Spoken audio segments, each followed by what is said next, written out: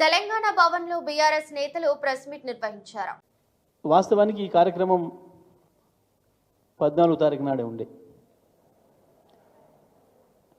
13 నాడే పెట్టుకుందాం అనుకున్నాం. కానీ జిల్లా పోలీస్ యంత్రాంగం మమ్మల్ని రిక్వెస్ట్ చేసి, సార్ ఇప్పుడు రహదారులు బాగా రద్దీగా ఉన్నాయి, అటు ఆంధ్ర వైపు ఎక్కువ మంది పండుగలకు పోతున్నారు కాబట్టి తెలంగాణకు సంబంధించి కూడా నల్గొండ జిల్లా కావచ్చు, ఈ ఇతర ప్రాంతాలకు సంబంధించిన ప్రజలు కూడా ఎక్కువ రోజులు సెలవులు వచ్చినాయి కాబట్టి ఊర్లకు వెళ్తున్నారు, రహదారుల మీద ఇబ్బంది అవుతుంది, దయచేసి వాయిదా వేసుకోండి, మీరు మళ్ళీ తేదీనాడు పెట్టుకుంటే మేము సహకరిస్తామని చెప్పి జిల్లా పోలీస్ యంత్రాంగం నన్ను రిక్వెస్ట్ చేసినారు. నేను వారి మాట మీద కేటీఆర్ గారితో మాట్లాడి, ఇట్లా జిల్లా యంత్రాంగం రిక్వెస్ట్ చేస్తున్నారు, వాయిదా వేసుకోమని అడుగుతున్నారు అని అన్నప్పుడు వారు కూడా అంగీకరించి, కానివ్వండి వాళ్ళ మాట మీదనే పోదాం, మనం ప్రజలకు ఇబ్బంది పెట్టకుండానే మన కార్యక్రమాలు ఉండాలని మన ఉద్దేశం కదా అని చెప్పి ఒప్పుకొని ఆనాడే చెప్పినాం. వాళ్ళు 19 తర్వాత ఎప్పుడైనా పెట్టుకోవచ్చు అని అడిగి చెప్పినారు.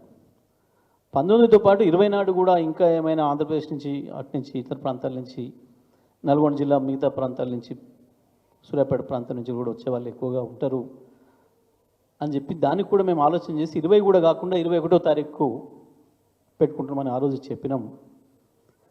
ఆ రకంగా జిల్లా యంత్రాంగం కూడా సిద్ధమైనారని మేము భావించినాం.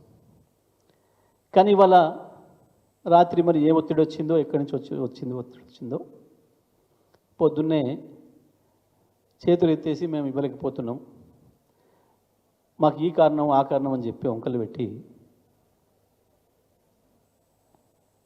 రిజెక్ట్ చేస్తూ లెటర్ ఇచ్చినారు. సరే, మాకు అర్థమైపోయింది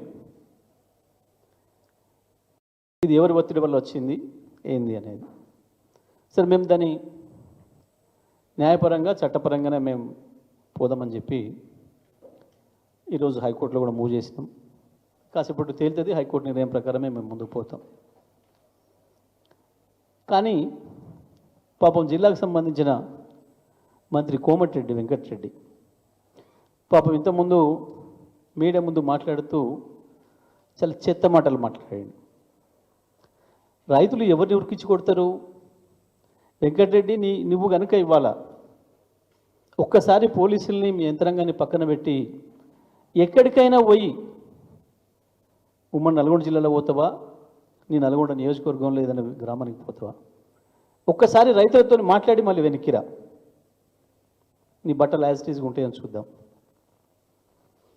మీరు చేసిన చెత్త పనులకు, మీరు చేసిన చెత్త వాగ్దానాలకు, జిల్లాలో నువ్వు చేస్తున్న మోసానికి, నువ్వు చేస్తున్న ద్రోహానికి రైతాంగం ఎదురు చూస్తున్నారు.